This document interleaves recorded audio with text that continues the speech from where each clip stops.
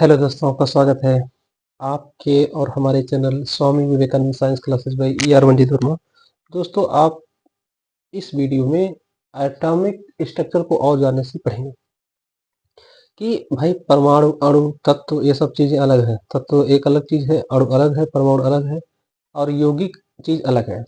तो बहुत सारा क्वेश्चन ऐसे पूछ लिए जाते हैं डायरेक्ट कि आप बताइए कि थॉमसन बोर रदरफोर्ड का किस कैसे कैसे परमाणु मॉडल में सुधार किए गए, कैसा एग्जैक्ट था।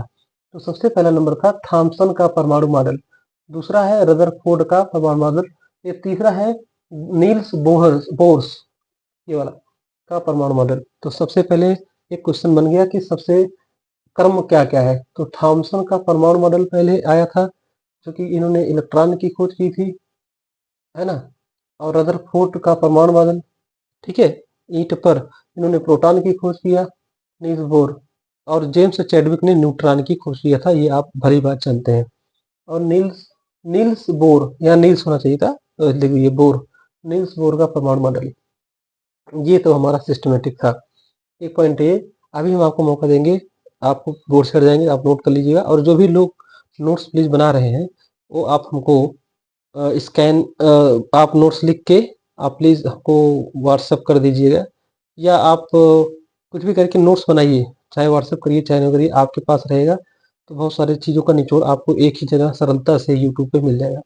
जैसे मेरा प्लेलिस्ट था, मैथ हमने ओवरऑल ऐसे ही किया है। फिर अभी ये केमिस्ट्री जो खत्म होगा तो फिर हम रीजनिंग का स्टार्टअप करेंगे, और 10 15 20 25 दिन में उसको हम छोटा छोटा करके 5 10 मिनट के वीडियो में वो आपको बहुत अच्छे तरीके से मिल जाएगा, व्यवस्थित तरीके से। अपना खुद का नोट्स वो हम बनाएंगे जब आप सब और प्यार देंगे। अच्छा, एक यौगिक में जो तत्व होता है, एलिमेंट, हमेशा द्रव्यमान के अनुसार निश्चित अनुपात में उपस्थित होता है। एक यौगिक में तत्व हमेशा द्रव्यमान के अनुसार निश्चित अनुपात में उपस्थित होता है। अब हम जानेंगे कि थॉमसन थॉमसन का जो परमाणु मॉडल था, उसमें इन्होंने क्या किया, एक एटम लिया और उस पे हमने उन्होंने उन्होंने ये अनुमानित किया कि जो, जैसे आप, एक बीज होता है किसमें बीज होता है, तरबूज में। तो उसमें जो काले काले बीज होते हैं, वो उसको उन्होंने माना कि वो प्रोटॉन है, और और बाकी पूरा स्पेस जो है लाल लाल, उसको उन्होंने माना इलेक्ट्रॉन है। ये प्रोटॉन है और ये इलेक्ट्रॉन है, पॉजिटिव और नेगेटिव, ये माना थॉमसन। इसको बोल जाता है J Thomson plum pudding model, और ये 1897 में इन्होंने किया था। फिर इसके बाद आते हैं रदरफोर्ड साहब। रदरफोर्ड साहब अल्फा कणों का प्रकीर्णन किया एक सोने की पतली चद्दर लेके। उसमें क्या हुआ, उन्होंने नाभिक के बारे में जानना चाहा कि क्या होता है।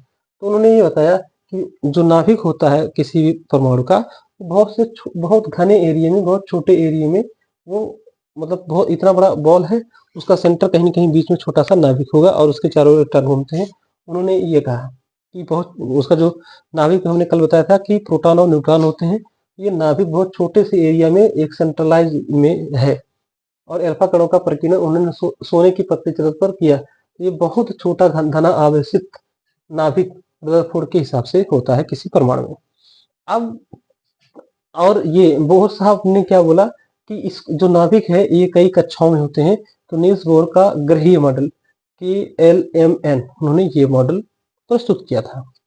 और दो, एक है चार्ल्स क्लाउड मॉडल, ये ऐसा है, इस तरह से परमाणु का में इस तरह के आपके नाभिक या प्रोटॉन न्यूट्रॉन इलेक्ट्रॉन इस तरह से होते हैं।